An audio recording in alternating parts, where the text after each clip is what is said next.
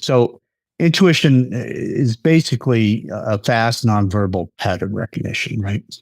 It's the brain matching your current signals against your prior experiences before the conscious reasoning fully arrives. Our brain is a 20-story building. Every floor in that building is a good floor. Every floor has a purpose. The lower floors, lower brain signal variability, low entropy, those low floors are really important. And so we have to be able to talk to ourselves about ourselves. Otherwise, we could be a total asshole and not notice that about ourselves. Or we could be asleep when we're supposed to be in an active conversation and not notice that about ourselves. But I think that, to go back to Dr. Drew will always answer questions in a very accurate way. Welcome to the podcast that guides men to demystify and develop their intuition. I'm your host, Doug Bites. Let's dig into the science and expand your horizons. Today's conversation's a little different. I have three guests who's used cutting-edge neuroscience to improve the lives of their clients. First, Dr. Amy Albright, who appeared on episode 185, Garnett Dupuis, who was on episode 145, and today we're adding Dr. Drew Pierson, whose work sits right alongside Dr. Amy's. I'm going to give a brief bio for each of them. Dr. Drew Pierson is a pioneer in neurofeedback, transforming how we understand and optimize brain function. With over 25 years of experience working with Navy SEALs, Fortune 500 CEOs, and elite musicians, surgeons, and gifted healers, his proprietary neurofeedback protocols result in neurological change that is rapid, measurable, and lasting. Dr. Amy Albright is a doctor of traditional Chinese medicine, an oracle, and a strategic advisor, one of the few practitioners in the world working simultaneously at the level of neurological architecture, the energetic field, and executive leadership. What shifts in her presence goes beyond what conventional coaching, therapy, or medicine can access. Together, they've built the only program in existence that unites advanced EEG neurofeedback, rare recovery technology, and deep energetic work. As mentioned, we're also joined by Garnett Dupuis, who has travelled across continents and cultures. His diverse journey through life ultimately converged with his exploration of consciousness and the advancement of neurological science. Garnett embodies the spirit of a true explorer, a seeker of knowledge, a guardian of the wild, and a visionary who's brought forth the Neurovizr, a tool for enhancing the human experience. Dr. Drew, Dr. Amy, Garnett, welcome to the podcast. All right. So I've got questions for all of you, different questions, but the first question, I'm going to get all of you to have a short 3 to 5 minute go at answering. And I don't care. Well, actually, Dr. Amy, you're top left in my screen, so I'm just going to lucky draw up there. My first question to each of you is, what is intuition to you today in your life right now? Yeah, thanks, Doug, for the awesome introduction. And I'm really looking forward to this conversation with three men that I admire and respect so much and enjoy. I would say that intuition through my eyes and my lens of seeing it is an incredibly practical tool that we are innately born with and that often has been trained out of us. So while a lot of people think it's the cool kids club, like, oh, there's intuitive people and then there's the rest of us, and I either am or am not in that camp, I believe that intuition is actually part of our epigenetic history. It's a part of our innate hardware. It's a part of our knowing about life. And that if we make it a little bit less the cool kids club or superstitious or odd in any way, what we come down to, it's really about our own ability to track the subtle cues of our own body. What's going on there? Do we have tension? Do we feel relaxation? The subtle cues of serendipity as we navigate through our day. And then it can also, of course, be, insight from a dream, or it can be a sense of who's about to ring the phone and then the phone rings, that kind of a thing, right? It can go all the way up to, and this is where I love to make it really clear that this is practical and applicable. Some of the most, if not all of the most successful people in business, I would say, have very high intuitive skills, although they may not call it that. They'll call it business gut instinct. They'll call it that they looked over the numbers and they poured through the numbers, which is true, right? But I think that the part of the preconceived notion about intuition is that we have to throw away logic in order to utilize intuition. But actually, we're using both all of the time. And that's, I think, the difference between some folks that are extremely successful is that they're listening to something else. They're listening to their gut. They've done all the research. They've looked at the data, and now they're going to go with their gut. And so, I love to debunk and demystify it a bit, and be able to bring it back out into the generalized public. I think that intuition has been given an extremely hard rap. I've been diving into this more and more of the science of extrasensory abilities, and there's actually a tremendous amount of real journal article evidence for intuitive capacities and extrasensory capacities of all sorts in real medical journals. But there's also a very disciplined and deep and far-reaching smear campaign. And so we have to really watch for how much are we conditioned versus how much do we believe that this is how our ancestors got us here, because we know how to forage for food, where the food is, where did the herd go to, where are the berries, that kind of a thing. And we knew where the danger was. And that's how certain ancestors of ours got selected over others. And that's in our blood still today, regardless of what style of life. We're not hunters and gatherers anymore, but we still have that capacity inside of us. Yeah, that little bit of the survival of the fittest. Yeah, and I often do wonder. I many years ago I did subscribe to conspiracy theories a lot more than I do today, and I often do wonder though, is intuition, particularly with men, being suppressed a little? Is it being given a bad rap? So that men shy away from it, because in my personal life, it's been a superpower. So, yeah, thank you. Mm-hmm. Garnett, what's intuition to you today in your life with your 70-odd years of experience? Thank you. First of all, Amy, well put. I appreciate that kickoff. We're all Westerners, even though the West is open for definition, and that, I think that we all, wherever a person grows up, whatever society and philosophy, is incredibly powerful in creating our model of reality. And here we are as Westerners, reductionistic, materialistic individuals, and we don't even know that we're being taught a biased point of view of life on Earth. So for us to struggle out of that is probably a lifelong task. Even the idea, okay, we have left hemisphere, we have right hemisphere. The work of Ian McGilchrist, the master and his emissary, to me is must reading for anybody to understand how we have drifted into a strong left hemispheric, logical, rational reward model in our Western culture. Even the idea of, and there's validity in it, but even the idea of parsing in separation, here's logic and here's intuition, as though they were somehow two different things happening, when, as Amy had said, these are meant to ebb and flow as lovers with each other, one serving the other in different ways. So I know that my model of reality is incredibly flawed. And I think until a person realizes that about themselves, it's very difficult to expand intuition, because at least for me, I've spent, I've also, I'm quite conservative in my spiritual practices in traditions, along with science, and that I've spent so much time with I'll call my box of reality has a certain shape, and trying to put things to fit into that box.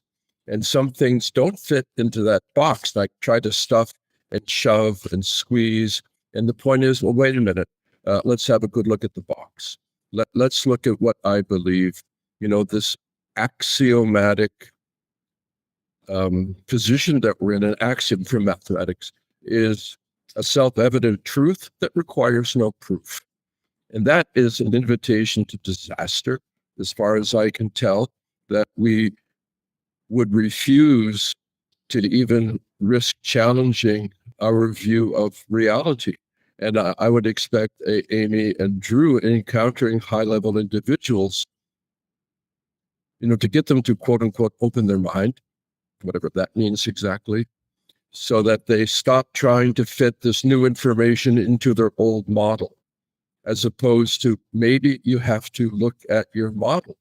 Maybe the self-evident truth that requires no proof, maybe that's your problem. Let's work at what the hell is going on? What do you think reality is? So whether, I call it the art and science of consciousness. So whether it's a soft approach or hard approach, whether it's more technological or methodological, I think that we come in with this heavily biased belief system, and then we wonder why certain things don't work well. Like even what you call intuition, it's just a way of knowing without thinking. Loosen up.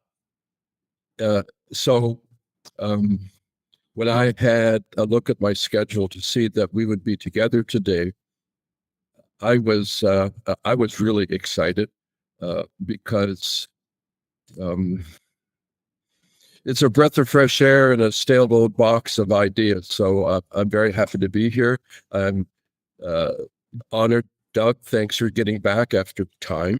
And Drew, buddy, I know I'd love to sit around the campfire. We're on the opposite side of the planet, but here we are. And Amy, you charm and delight me.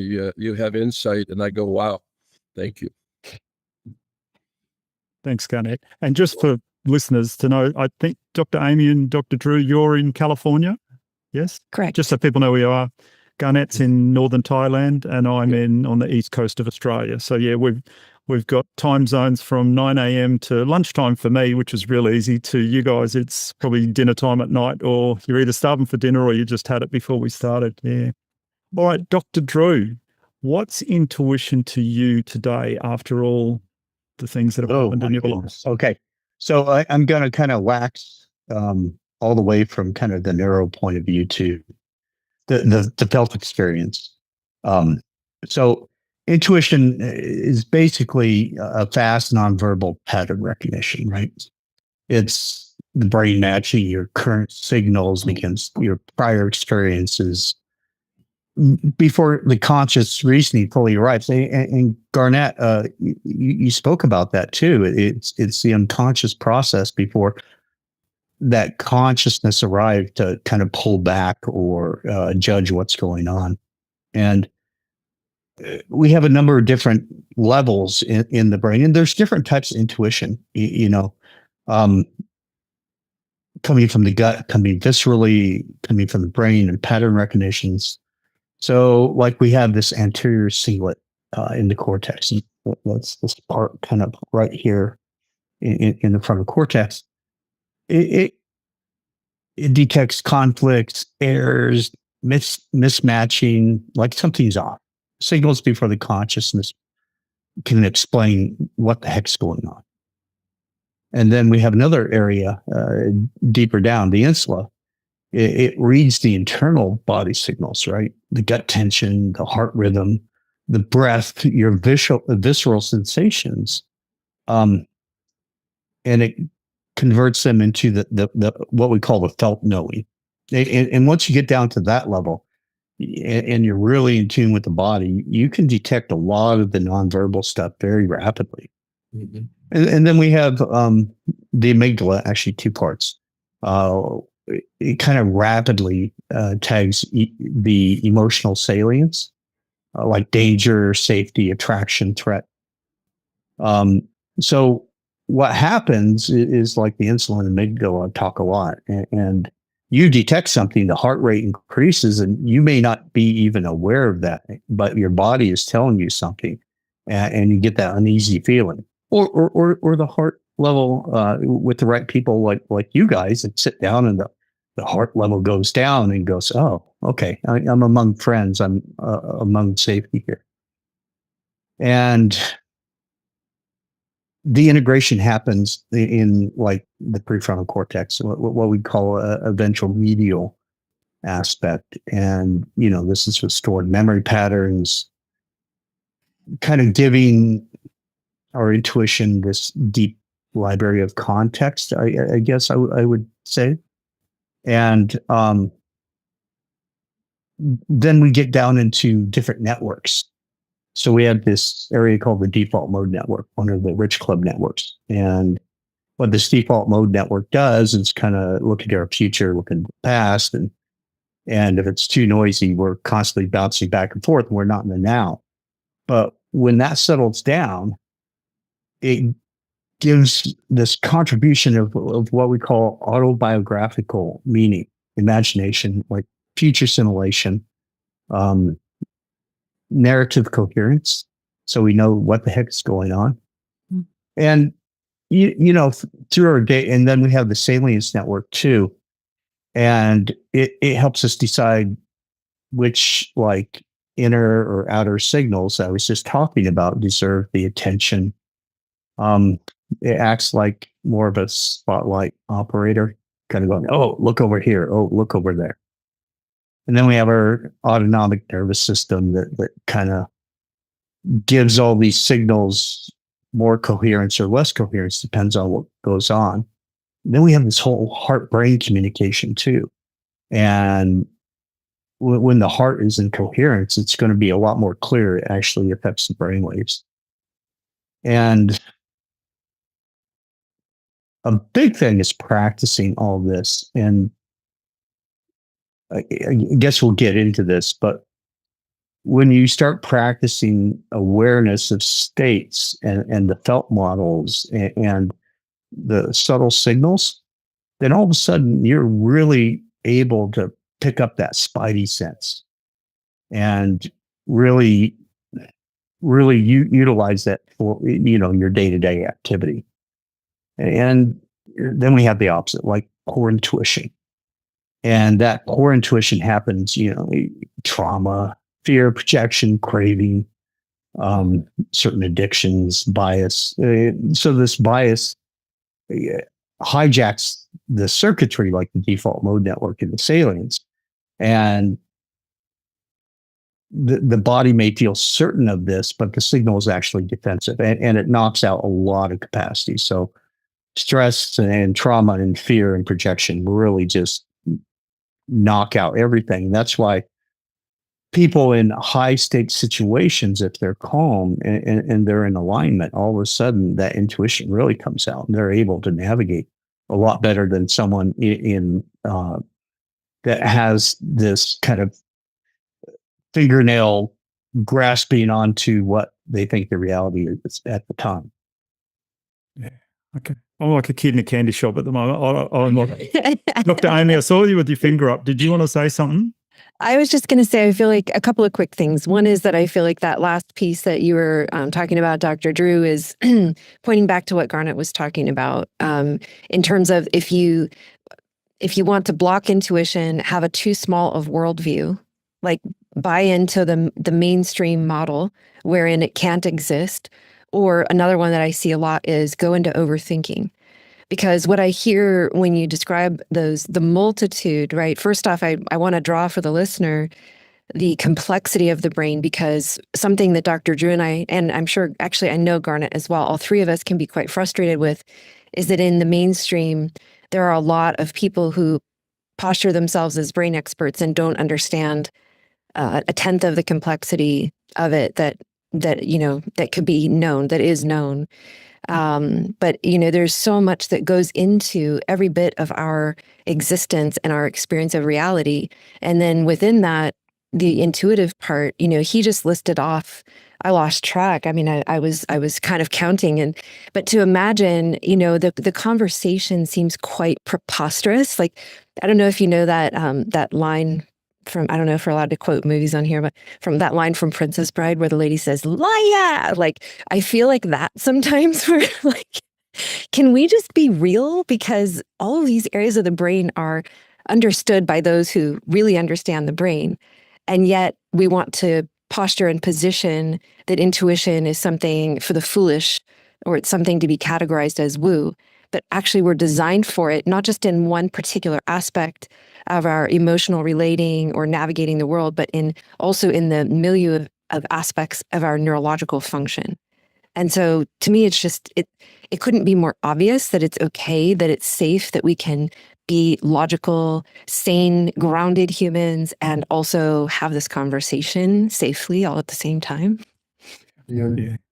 Dr. Amy, when you were just saying you lost count of what was going on there, I, at the same time, I'm going, how many chapters for a book is this? Like when Dr. Drew's talking about all of the different ways that intuition occurs, and it's all very, very different. I'm thinking, is this a 16-chapter book? Like, who's writing this book? Yeah, 32, man. 32 chapters. Nothing Okay. less. Okay.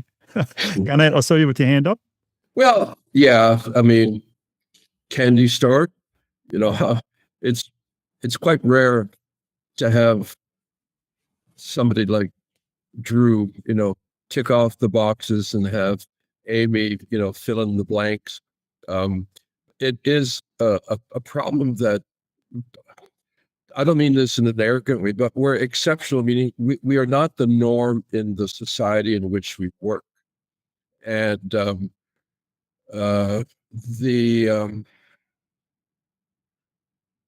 I'm not even sure exactly what I wanted to say, except like, I get it, we get it, but it's beautiful that we get it, but how do we help other people get it? Is a challenge, is a real challenge. I'll stop for right now because I'm a little bit overwhelmed because, finally I get to talk with people that I can understand. And if I say something, maybe they understand too, without trying to, abandon the technology and the neurology and try to work with analogies, how to dance through this is, I think, part of our beautiful challenge. And, for you, Doug, men in particular, in our society, who gets rewarded? We're social animals and we feed off of reward. And, we can have a rather removed, even solitary existence in our beautiful creative realm. But then who gets the reward socially? That's a tough one. And I think, Amy, you are thankfully the feminine, not that you're female predominantly, but the feminine view is not rewarded a whole lot. And Doug, it's not rewarded well in a man's world. So I don't know. I'm just like doing a commentary, but it's not really important. But thank you for having me here. Yeah.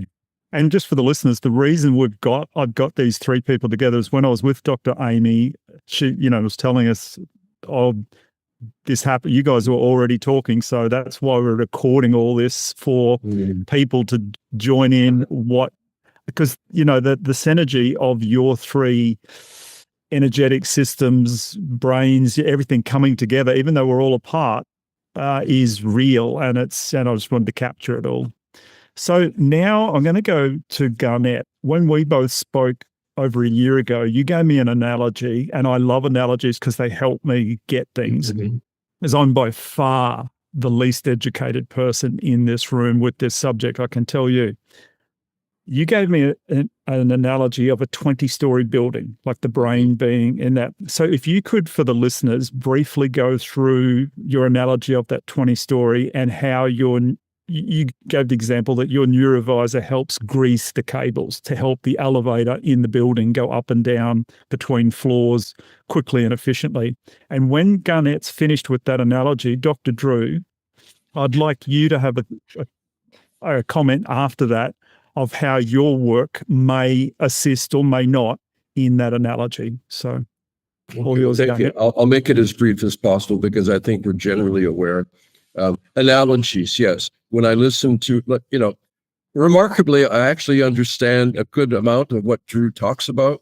And That's the fun part for those of us that do that. But the analogy thing, it is an analogy, so avoid literal interpretations. Our brain is a 20-story building. Every floor in that building is a good floor. Every floor has a purpose. The lower floors, lower brain signal variability, low entropy, those low floors are really important.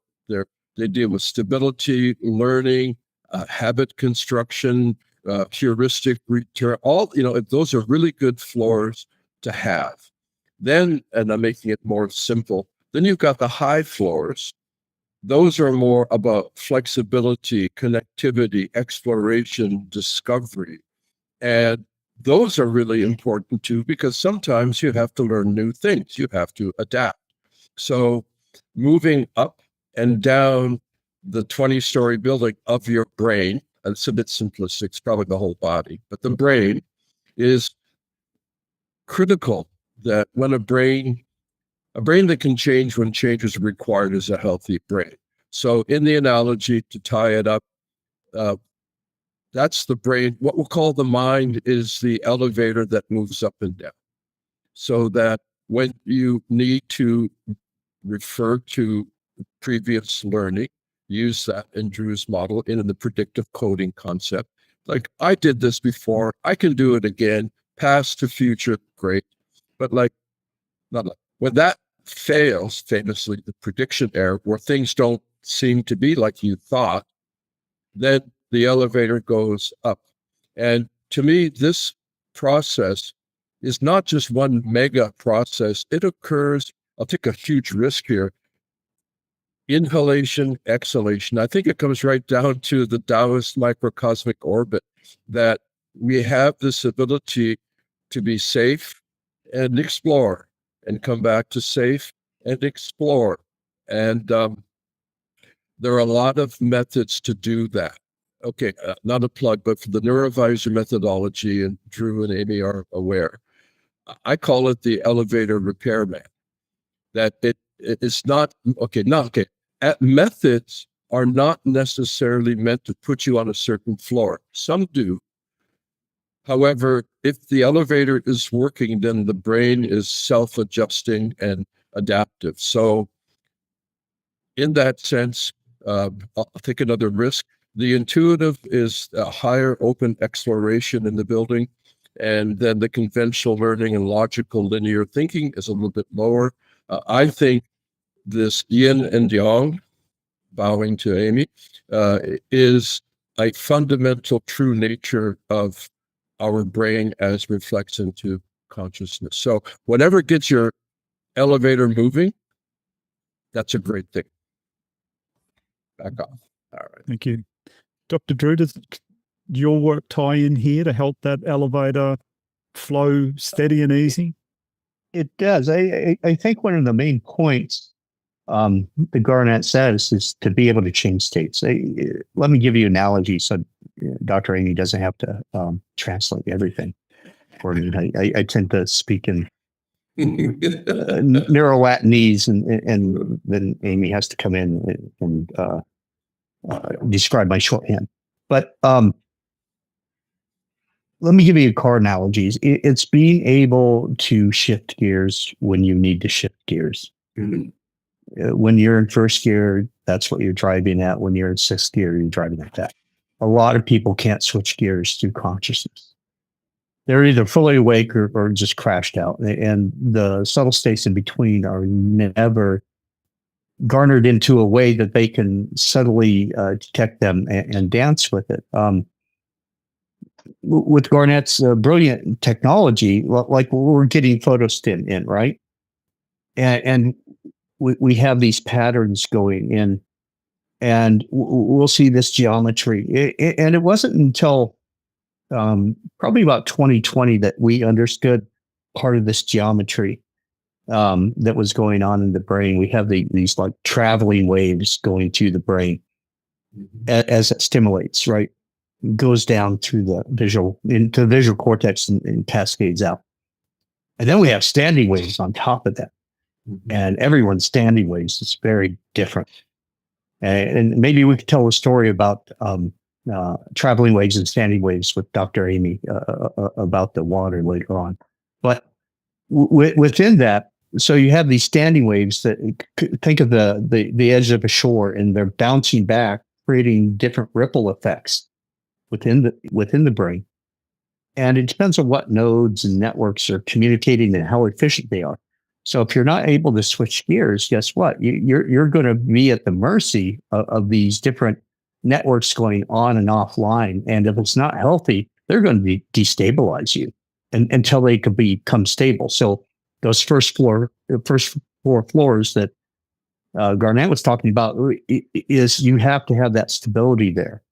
And safety factors and the insula quiet and the amygdala not screaming.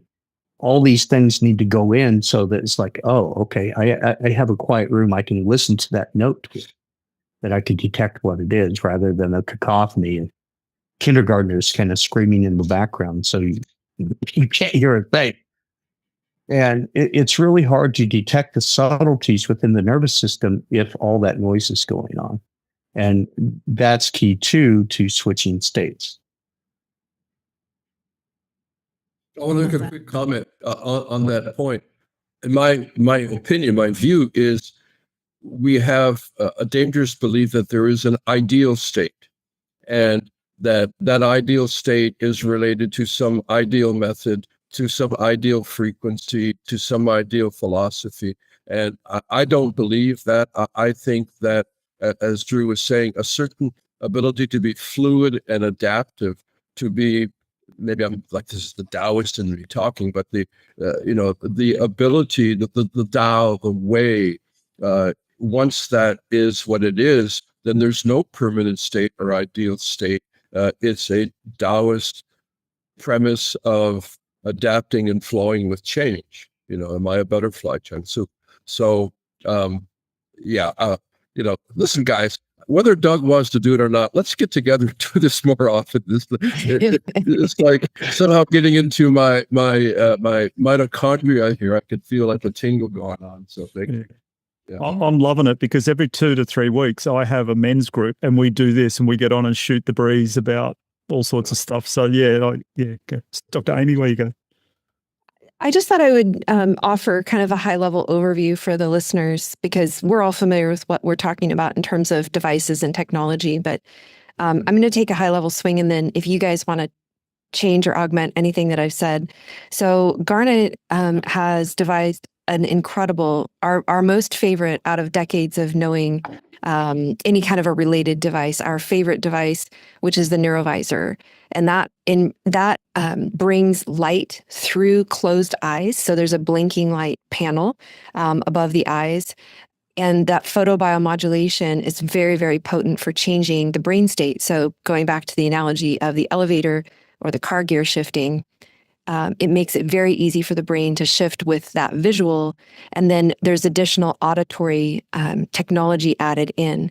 It's really important when you want to shift the brain to do so with those methods together. It's not the only way, but it is a very potent and safe to use, easy to use at home method.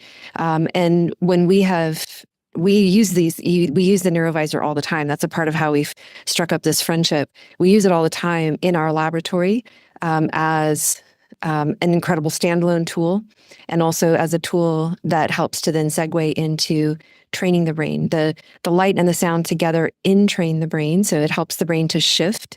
And that shift is very important because it can get stuck.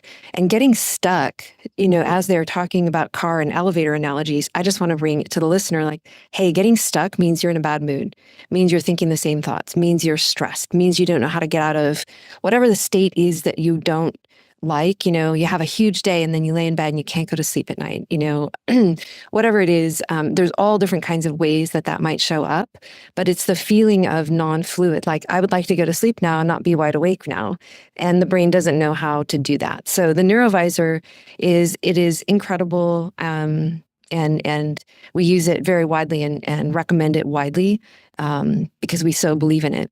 So then the neurofeedback therapy is one of the neuromodulation techniques that we use as well. It's probably one of the core techniques employed by Dr. Drew Pierson, and explained a lot by me because that's part of my that's part of my role here.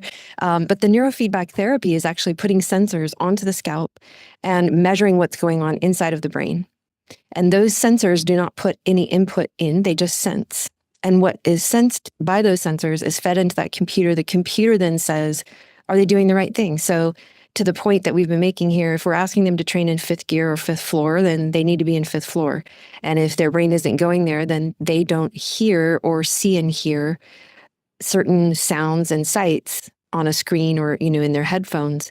And the brain then interprets that information until it just basically reroutes again and again until the brain is doing the right thing. So we could change the settings to second floor or third floor or sixth gear or whatever it is. And we want the brain to be able to get there, and it gets there on its own. So it's different a little bit in its function in that way, and it can take a little bit longer. But what it does is that it learns that state over time. All of this, whether we're talking about training like neurofeedback therapy is, or whether we're talking about entrainment like the light and the sound device, both of those will eventually help the brain to learn a new way of being. And they have, pros and cons, strengths and weaknesses amongst that.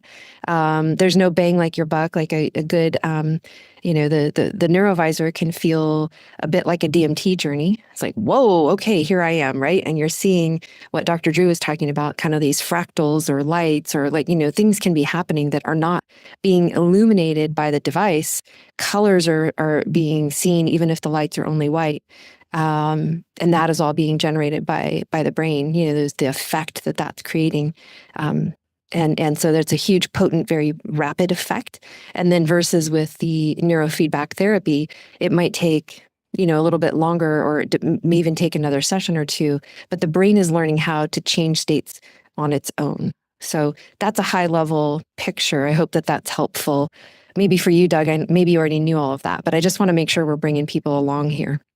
Yeah, no, that's great. And so another way I would look at Garnett's example of 20 floors and Dr. Drew's example of 32 different ways that we get intuition earlier, 36, whatever it was, is could we say very loosely that 4 or 5 of the floors are where we tap into different types of intuition, and sometimes the button for that floor is sticky and we can't get to it. But when we use these other brain modulating devices, or we do cold plunge, or we meditate, or we do whatever, it helps to lubricate that button so that we can get to these other places and we're not just ignoring our intuition, we're having trouble stopping on that floor where it's readily available. Is that sound where we're at, or am I off the... I want to quickly jump because of one of the very first things that Amy said, or directly or indirectly, that all of these interesting capacities, whether low floor, up floor, first gears, these are innately natural to the brain. We're not trying to get the brain to perform something out of its capacity. It is innate. And then as we grow and learn, we either are getting it rewarded and enforced or negated and criticized. There are many techniques, and I'll go all the way back to one, again, with the wrist. I think in breath work or pranayamas, which are extraordinarily complex, that just inhalation and exhalation is interfacing with this very principle, that there's a low floor, there's a high floor, there's an inhale, there's an, that it's kind of a reminding, if a little play on words, that we're not trying to teach the brain to do something it doesn't know how to do. It's more of a return to what is innate that we've lost. What's rewarded in your family? What's rewarded in the culture? What's the belief system? To me, it's all good stuff. And you take the high road, I take the low road. I forget what that means, Scotland. But anyway, the premise right now is we're trying to do something in a cultural context that in other cultures, like, what are you talking about this stuff for? It's obvious. So, let's not forget that we're conditioned. even the language we're using, even to talk about it as though, yin and yang, these are not polar opposites that are in conflict. And to me, that part of the big struggle is to not realize, going back to what I said, not realize that the view that you have of yourself, of consciousness, the brain, is highly conditioned. So you have to be suspicious of what you believe is true. And I mean, when I'm hearing all this, I would love to sit with a whole bunch of, which I have as friends, like Tibetans, and them trying to figure out, what are you guys talking about? Anyway, culture, Yeah. belief systems. Yeah. I hear you. All right. I think that the button analogy is great, and I think that maybe we could describe it instead of it being just one floor or 3 independent floors, Doug. Maybe it's more like you have to have 4 floors, which are not necessarily contiguous floors, like floor 2, floor 8, floor and on up, and they're not touching each other, and all of them need to be developed enough, and then the button also has to work. Right. And so it's not just even existing on one floor because there's such complexity. The neurology favors survival mechanisms first. And we're often triggered into fight and flight, kind of freeze, all of that.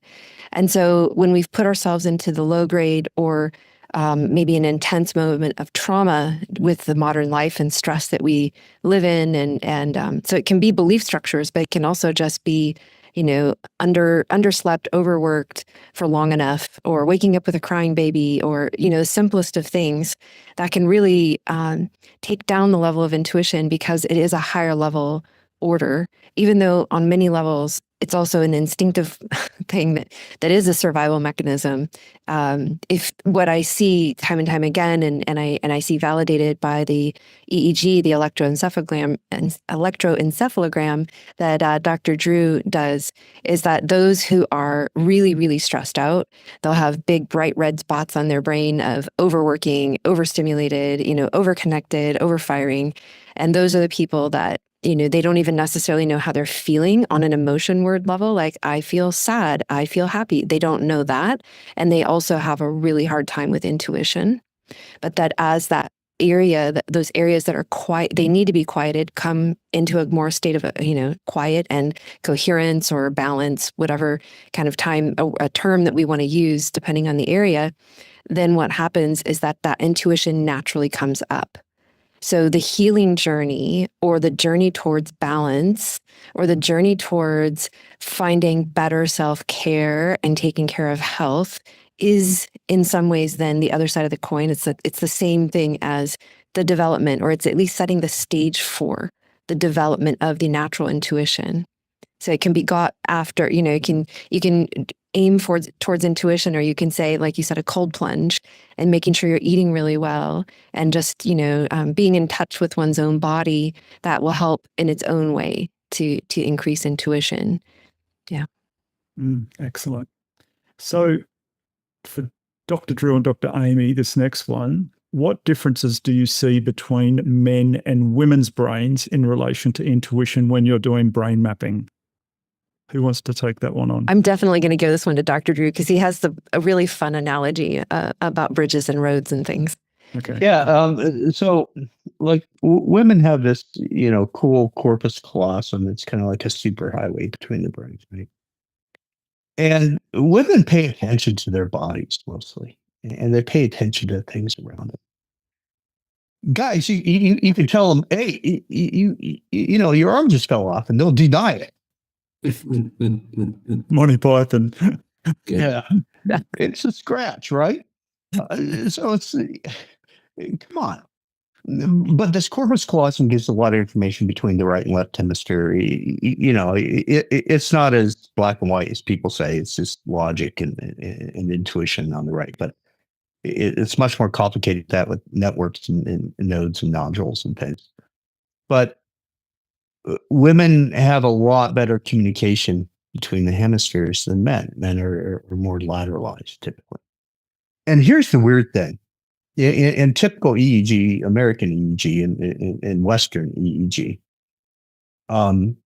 they don't differentiate between men and women. So you look at the databases, it's just Albrights.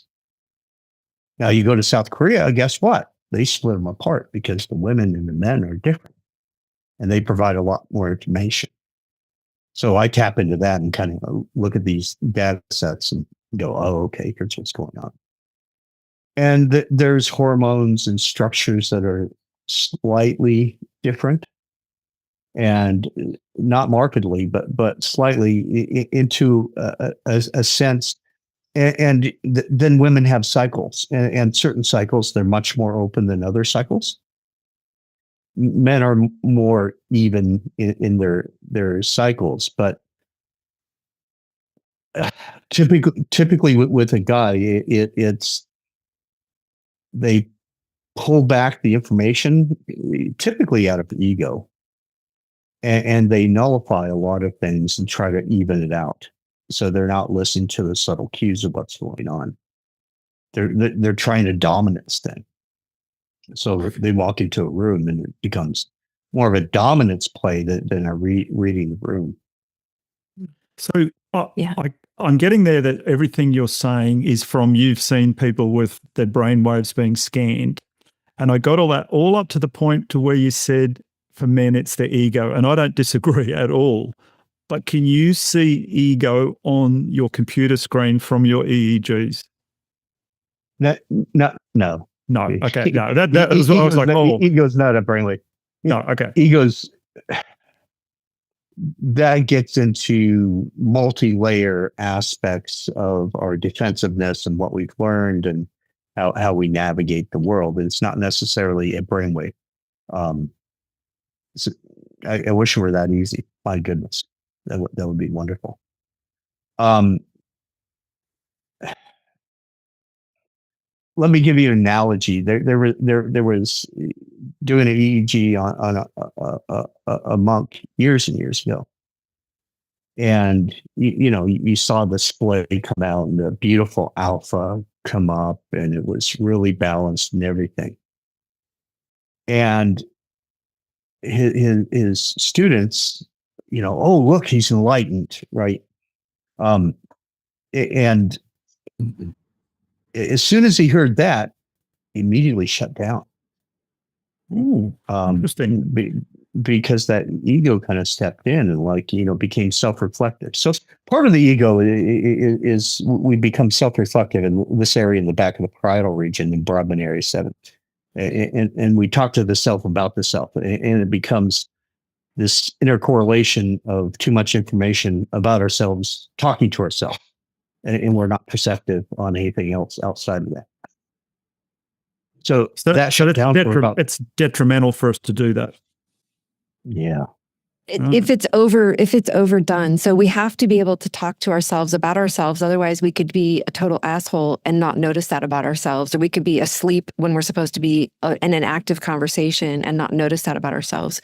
But I think that, so to go back to Dr. Drew will always answer questions in a very accurate way. So can we see the ego in terms of a brainwave or a specific, like, oh, you have this little, red or blue or whatever dot on your colorful map.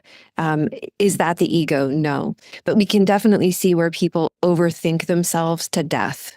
And whether they're inflated in their thought process about themselves or whether they're very insecure about that thought process can be reflected sometimes in the location of that area. But there's an element of, you see how people present, right? Like we see people, these are real life humans walking in, and then we're talking with them, we're noticing what we're noticing, and then we see their brain and we can draw some really distinct correlation. Right, but it's not necessarily causative to a specific area of the brain in every moment time. But Doug, I know that you're really speaking to men in your podcast, and something that I want to offer to men, because I've told you this before. I just love working with men, and I don't want men to think, well, I don't have the structures, and women are just always going to be better at it, or something like that. It's not true. Men can be incredible at their intuition, and I think that one of the ways that men can be really incredible with their intuition is to really pay attention to women, to not talk over them, to not accidentally mansplain anything, to be really aware. I mean, I'm just going to be blunt, right? I'm a woman, I'm living it, right? And so I feel like, if they could possibly just notice what the women in the room are responding to, or what the mood is. And for everybody, I'm not saying only to the women, but just to pay attention, because the women are often working on another wavelength. There'll be half and half men and women in a room, and women are picking up on way more data points because they're not inside of the kind of like splaying of their big peacock feathers and thinking so hard about being dominant in the ways that men can be. Right? Now, men create a lot of stability inside of a room. There's a predictability. So there's a beautiful balance. Again, I'm not speaking negatively to men or about men at all, but rather just like, hey, noticing that that's the case.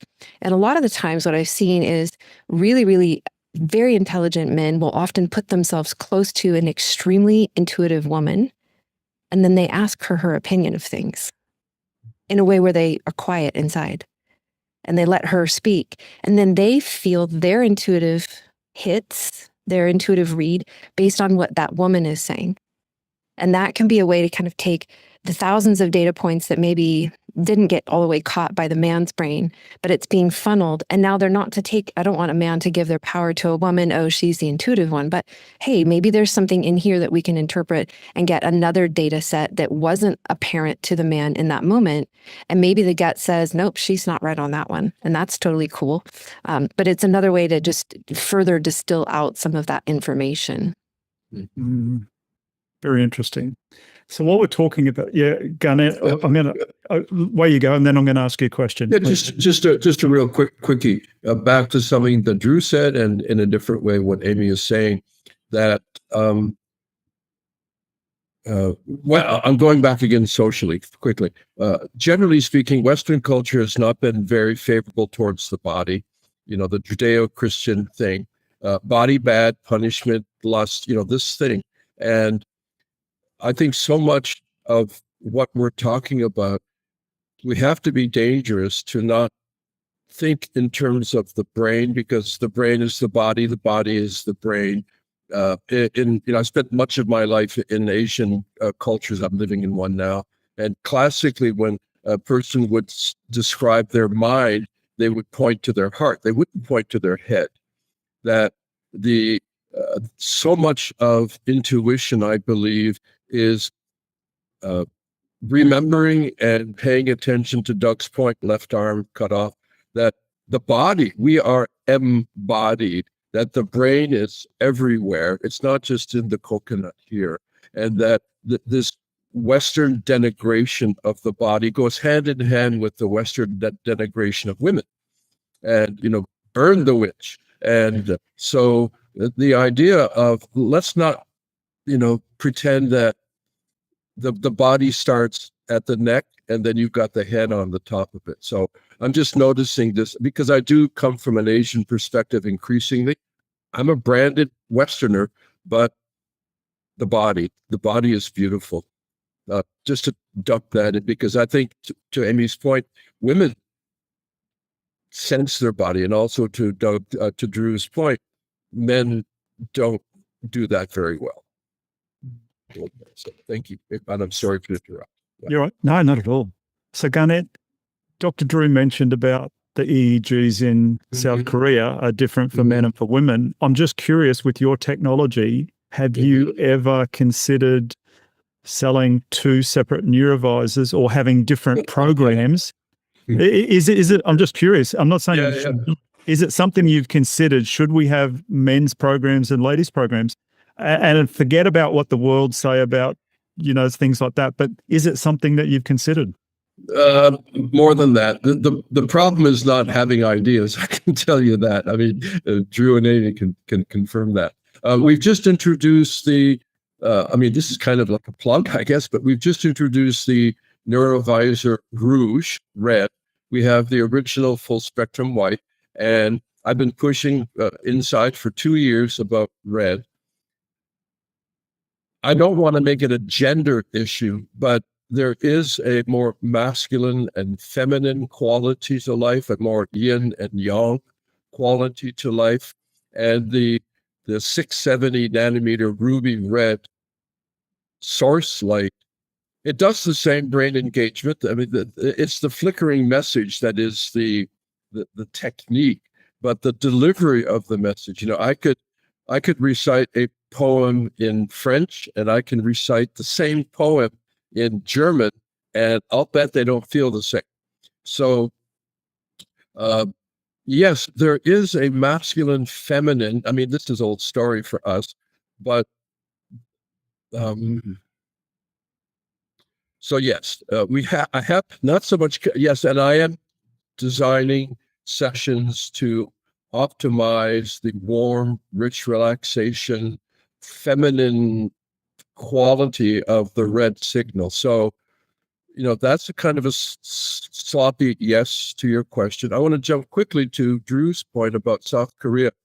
The thing about reading brain waves with things like EEG, that's Drew's domain, we have to understand that we're not reading the brain directly.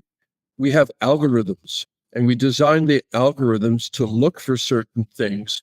Yes, we want that. No, we don't want that. So we're embedded in concept, and we have to look so closely at what concept we feel. So algorithmic interpretations are what we do right now. We're doing this right now. So I'm sort of like hip-hopping because I'm a little bit concerned about Amy in 1 hour, because we're at 1 hour and I'm getting a little bit freaky. I don't want it to stop. But anyway, so yes, the masculine and feminine, I like better yin and yang. That's an orientation. So Neurovizr has this now choice. One that's like the original, one is rouge. One, I'll hate to say it, one is more yang-ish, one is more yin-ish. And maybe that would help in terms of overt gender. I'm cautious here because too simple is sometimes erroneous, So, yeah. Something that I can share too, and that I've recommended for a lot of folks is inside of the Neurovizr white. I don't know if it's different in the rouge, but there's an intuition training. So there are a lot of different kinds of light programs that one can select from. And the intuition training is a great one. I also love the confidence booster training. So that goes hand in hand with intuition training, is the confidence around it, so that we don't get in our own way about that. There's all kinds of different strategies. And same thing is true too. Anything that Dr. Drew can talk about in the brain, pretty much anything that he's named, definitely anything that anybody would care to have worked on, we can work on directly. So these are things that are changeable. Intuition is a trainable capacity neurologically with high degrees of specificity into most, if not all, of what it is that he was describing and more, because I've seen him actually work, many, many other programs and many other facets of the brain for intuition. So the possibilities here are really very endless. And I know not everybody, maybe that's not everybody's jam, but to get into the body is a huge one. And I think that that's especially important. It can be even more so important for men, is to work out really hard, because sometimes that'll quiet down that area of the brain that is kind of blocking things. Maybe it's an overthinking aspect, but men can have fantastic intuition. I know that you're very tapped in. All of you three are tapped in, and for men to not get in their own mind about that and in any way tell themselves a story that it's not available is I think the most important thing, because it's an innate thing, like we were saying in the beginning. That is one thing I've had to do with myself, is because many years ago, I was constantly telling myself, because I was around women who were very intuitive all the time, and I was constantly just telling myself it's just a woman's thing. That's why I'm not intuitive. Yeah. And Dr. Amy, just to clarify something you said there about working out, you mean you're suggesting to men to physically work out? If it's appropriate for their health, yeah. And to maybe work out, sometimes what has to happen is to get that kind of endorphin high and maybe it's lifting, or maybe it's, cardiovascular, like a hard training.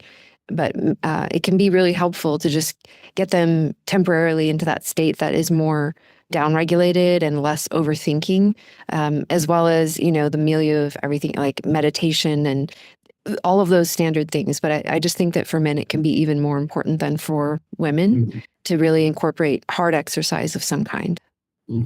I have a question for Amy. This is a remarkable opportunity for me, at least. I'm a man, and I never really tried to, I never said this out loud in this situation. When I attempt to like be open to a woman, you know, if you're there and to, as you were saying earlier, to be attentive. Mhm. Maybe it's just good old biology. Um, uh, Something gets in the way. And it's because women are beautiful. And if I, like right now, when I tune into you, part of what gets in the way is that you're beautiful. And part of my male psyche kind of like wants to go there. And it kind of gets in the way of me connecting with Amy, the person, the being. Mhm. And, you know, I would say, I'll speak for men, that's ludicrous, but at least the men that I know and me, that tuning into a woman oftentimes has to go into or experience this biology of like, you're beautiful, you know, and like, I'm trying to state it without a lot of words, but Yeah. maybe you know what I mean. Can you please at least give me and maybe anybody else, any man listening, some advice of how to be tuning to a woman when Mhm. there's also this beauty thing that seems sometimes to get in the way. I mean, the famous blonde analogy. That so, but can you remark on that? You know, help us, man, figure Yeah. out Well, and how to be with a beautiful woman. thank you. Thank you for the acknowledgement, Garnett. Yeah. I think that in general, men tend to be hyper focused. So their focus is more like a laser beam. And in this case, what I mean attuned to a woman, it's not like a laser beam with your focus and your awareness and kind of down those familiar train tracks of maybe attraction, or in some ways it's actually kind of an overthinking train track where the focus can become so laser beam like that it can feel it can be more generated by the thinking mechanism rather than the feeling mechanism. So what I mean by attuned to a woman is it's almost like attuned to the physicality of there she is standing or sitting in the room or whatever, but then also the space around her. And this and tune into, and this might sound too difficult, but it's actually not. It's like how it just sense the entire space around her, sense the chair, sense the airspace around her, sense the bigger picture, and listen and feel, not think about anything, right? And the listen and the feel is the key, because as soon as we go into thinking, we're shifting out of the intuitive capacity, and we're shifting out of our capacity to be able to transmit or receive intuitive information between two people. So it's a softer focus. If you have to with some women, Garnet, close your eyes. I don't know what to say, but No, I don't know. Maybe this is like Garnet just said a dumb thing, but no. that, you know, the beauty is not about overthinking.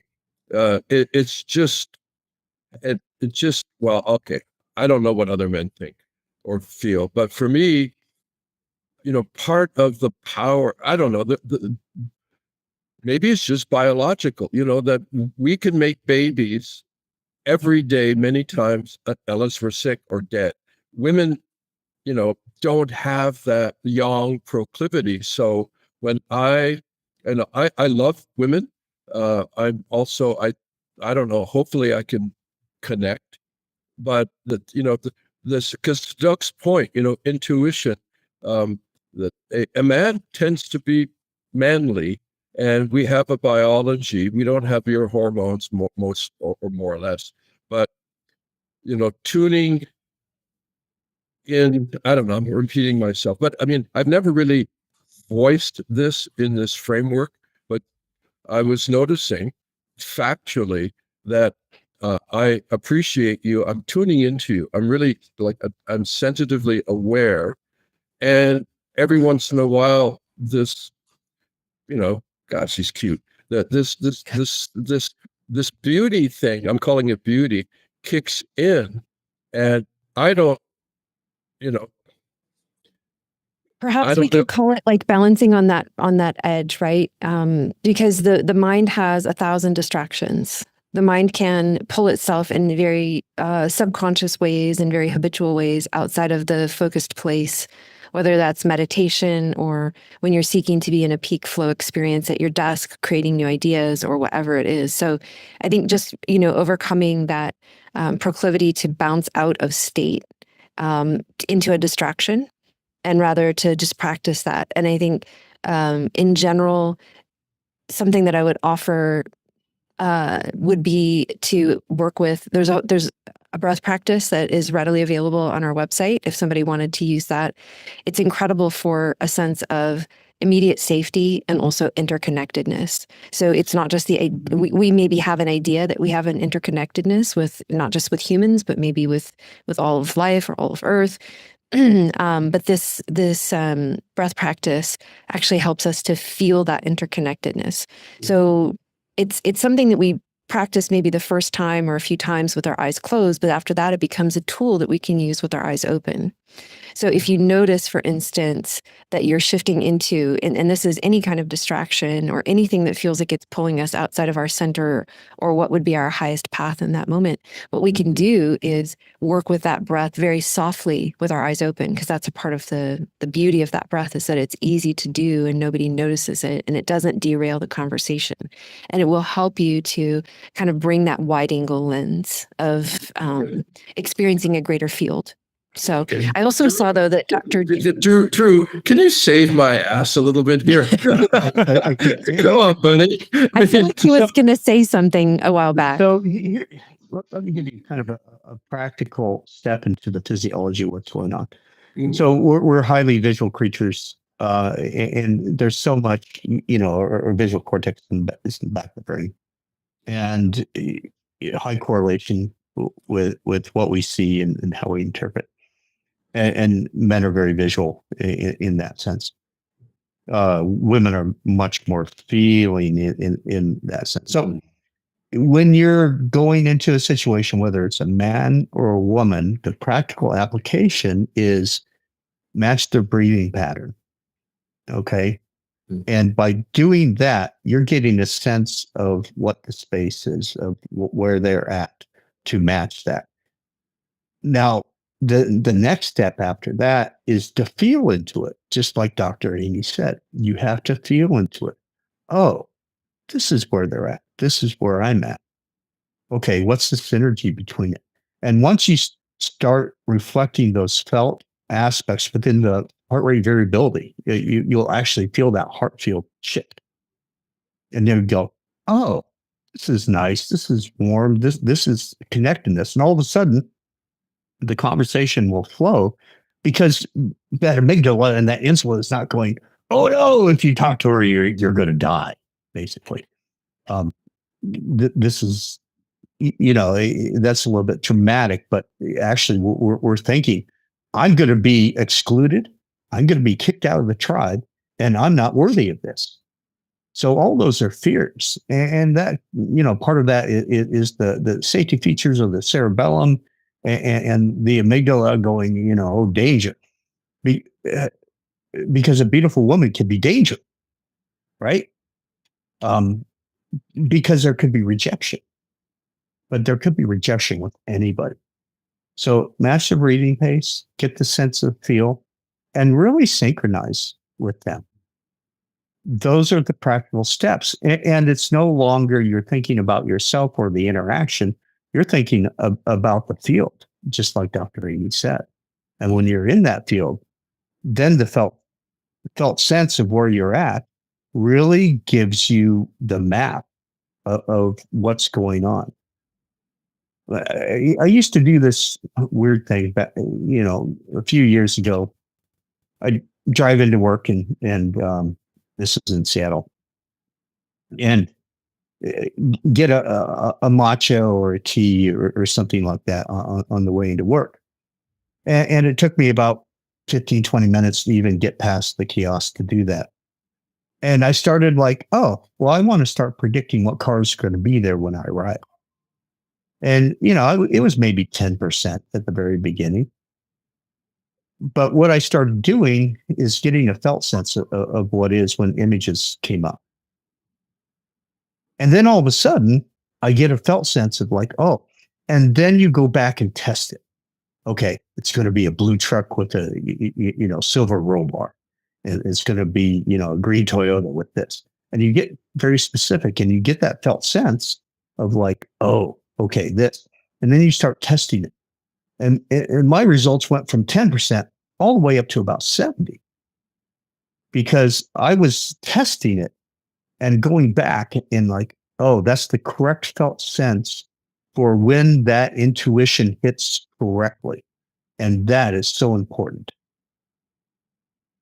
Yeah. And, I was training a very specific area in my brain at the time. And this is why I was testing it. And we have certain correlations within slow cortical potential, which is kind of glial cell activation that bring up that area that ignites, that really gives us information outside ourselves. Yeah, it's those slower, deeper aspects. It's the deep safety that is subconscious, and also the deep power. The glial cells are the ones that give their power, or that's a lot of where the neurons get their power, as far as we know. And so there's this depth that they're producing, that they're humming at, and it's slow and it's easy. And basically, no matter what, and I've been teaching intuition for 23 years or something now. And one of the most critical factors is a sense of biological safety, right? And so I'm hearing kind of Dr. Drew and I are saying it in different ways, and he's got maybe a different breath that he would recommend versus I, but ultimately that's what I was coming to, is that I think that men have a sense of adrenaline, excitement that goes into anxiety, sometimes around women. And that if they modulate that, or if they modulate that experience, whether it could be their boss walks in the room, it could be they realize they forgot to send the email, it could be anything, right? But if they can modulate that experience of themselves as connected and safe and a part of the all that is, then they're likely to be able to move in a highly intuitive way and change outcomes. And the other thing that I just wanted to call out is I feel like I'm experiencing almost a cognitive dissonance, or a what the heck that the listener might be having, because Dr. Drew has been speaking mostly in fluent silence with some analogies peppered in, which is exactly his style. And then now he's revealing the depths of his intuitive capacity, because a 70% hit rate has odds of probably 100 million to 1 or something like that. It's ridiculous if you understand statistics. That's not within any normal variance whatsoever. And these are the kind of studies, his is an informal one, but there are formal studies done. I wanted to come back to the book that I'm recently diving into is The Science of Magic by Dean Radin. And Dean is extremely respected in the scientific community and has been pioneering in bringing these worlds together, through the rigors of academic study. Right. So whereas the three of us are very much clinicians, and we're wanting to see, or maybe I wouldn't call Garnett a clinician, but he's creating something for clinical practice. There's this academic aspect. And so for those that are extremely skeptical or are just really wanting to nerd out further, Dean's got it's meant for the everyday person to be able to understand the pitfalls and the shortcomings of the scientific model, how difficult it is to actually get good data and what good data means. It's all baked into the book, which I think is just really important education right now, because systemically we are praying to the false god of science. And we need to understand that although everybody on this call has deep respect and reverence for science, something that is often missed is that science is made by humans, and it's made by false and limited perceptions. And 200 years ago or so, even the US president was being treated by somebody that didn't wash their hands or believe in germs. And we will always be learning things that humble us as humans, because even though we think we know everything, I don't know what that is about humans, generally speaking, we will always be taught, and sometimes the very hard and long way, that we're not as smart as we think we are. And so, this is on that same continuum. And I invite people to, if you're interested in it, to dive into just this general literature that's out there, that's very well documented, that shows that people can develop these skills, just like Dr. Drew was talking about with predicting the vehicle down to that level of precision, what it would be. Yeah. Mm. Okay. We're about an hour and a quarter in, and I think Dr. Amy's got to go. I've probably scratched the surface of my questions, and I'm up for another day. It's sometime in the future if you guys ever are, because this is amazing.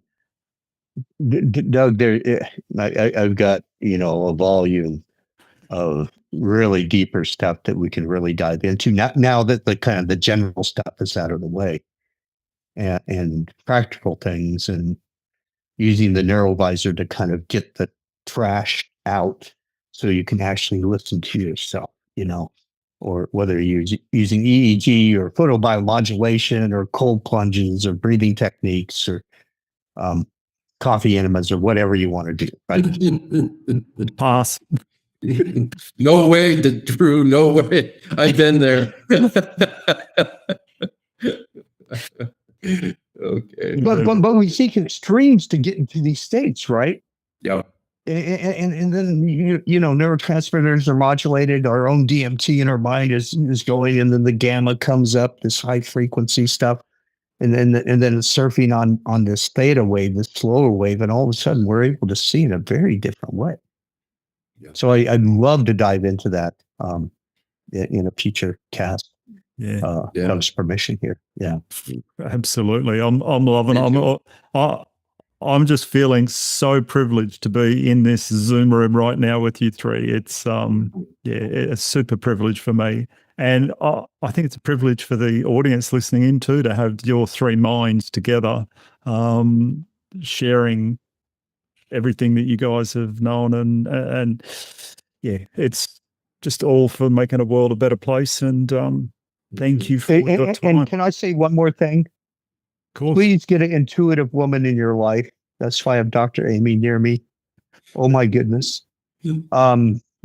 It slaps you around a little bit sometimes, and it validates you other times. And there's a deep sense of awareness, and she's tracking where you're at, and it really helps you. It helps me. And I've cultivated this over decades, but there's still a lot to learn and a lot to feel into. And we get so much up here in the cerebral networks. I can think my way out of thinking, and we don't feel our way into really. And that gentle reminder, that dance move that you're flowing with them, all of a sudden really starts opening up different capacities. So having someone in your field that has that, it really helps that dance. Yeah.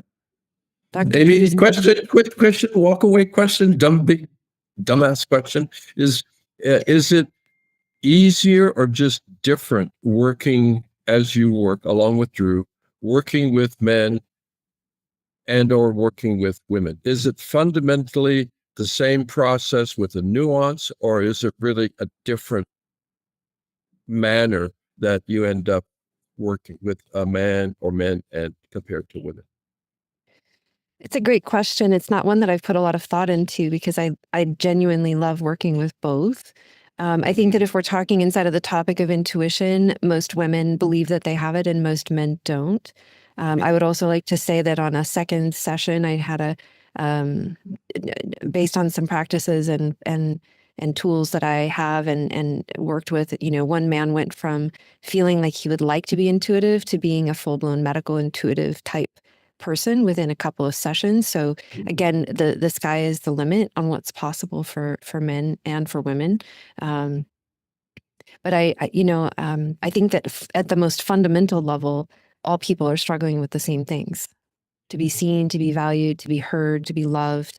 And if I could point, and I don't know that I've ever said it quite like this before, but if I could point one word that maybe would be a little bit disorienting, it's like in the desire for evolution, and in the desire, in this case, for intuitive evolution, I maybe want to invite the word love. Like, just come from love. Because like you said, Garnett, when in Asia, that's where they point to, that's their mind, right? Like there's this idea that that love is weak, and I would say love is the most powerful force in the universe. And I think that right now what we're seeing is that well, we're not there yet, but what we're going to see is that love wins, and intuition is going to be normal. You know, even if it takes us 100 years, it's going to be normal again, I think, worldwide. And you know, but I think that the way to get there is via connection, and so loving oneself and loving all that you're with, everything that is, you know, and the people around you. It opens that gateway for deeper coherence and intuitive perception from all different dimensions. And it's something very simple to anchor into that doesn't require thought. So perhaps that's helpful. Thank you. I love it. How's that? Yeah. Well, thank you all for your time. I've just over the moon with the information that's been shared here today. This is, like I said early on, I'm a kid in a candy shop today, just like, I don't know what bit to grab. It's so much. So yeah, maybe we'll do it again. I'd be, you know, in a couple of months' time. This is the first time I've had 3 people on, and you're all very well behaved and very easy to manage. No one's talking over the top of anyone or talking too long. It's been super easy. So thank you. Doug, thanks for doing what you do. I mean, you're in the hundreds, so you know, rock on. Thank you, buddy. Yeah, excellent. All right, guys, I'll send you a link when this is going out live, and you can all have a listen in again. Thank you. Thank you. Yeah. Thank you. Amazing. Amy. Very Okay. fun. Drew, campfire Good to time. see you. Big Thanks, fire. Doug. You're so good. You're so good at what you do, Doug. It's a pleasure. Thank you. Yeah. Thank you. All right. Till next time. Rock and roll. Well, we're at the end of another thought-provoking episode. Remember to subscribe so you'll be alerted to new episodes. I want to say thank you to the men who are joining me on this journey of intuitive development. I truly hope our time together has expanded your reality and reinforced trust in your ever-reliable gut feeling. Embrace your intuition. It will not lead you astray. Until next time, stay tuned, stay curious, and trust your gut.